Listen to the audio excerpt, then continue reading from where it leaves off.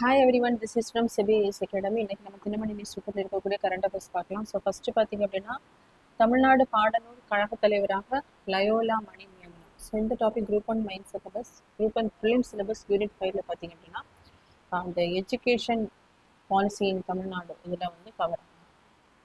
So இதனுடைய background பார்த்தோம் அப்படின்னா 1961ஆம் ஆண்டு புரி ஆஃப் தமிழ் பப்ளிகேஷன்ஸ் வந்து தொடங்கப்பட்டிருக்கும். ஸோ இது காமராஜர் முதலமைச்சராக இருந்த காலத்தில். அதுக்கப்புறமா பார்த்தீங்க அப்படின்னா 1969ஆம் ஆண்டு ஆகஸ்ட் 5ஆம் தேதி தமிழ்நாடு டெக்ஸ்ட் புக் சொசைட்டியாக இது வந்து மாற்றப்பட்டிருக்கும். ஸோ இதை பார்த்தீங்க அப்படின்னா 1970ஆம் ஆண்டு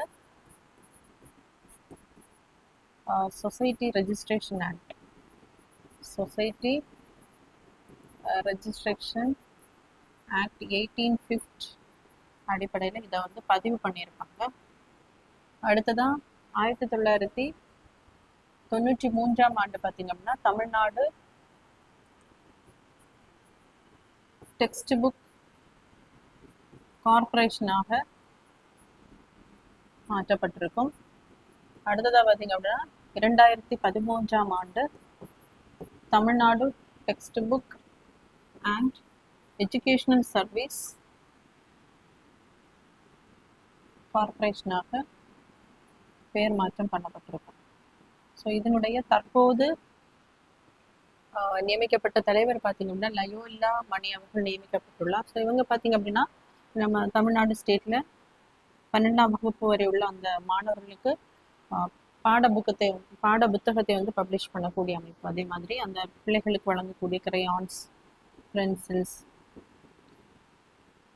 பேகு, நோட் புக்ஸ், ஸோ எல்லாமே இவங்க தான் வழங்குவாங்க. அதே மாதிரி பார்த்தீங்க அப்படின்னா அந்த லிங்குவிஸ்டிக் மைனாரிட்டிஸுக்கு,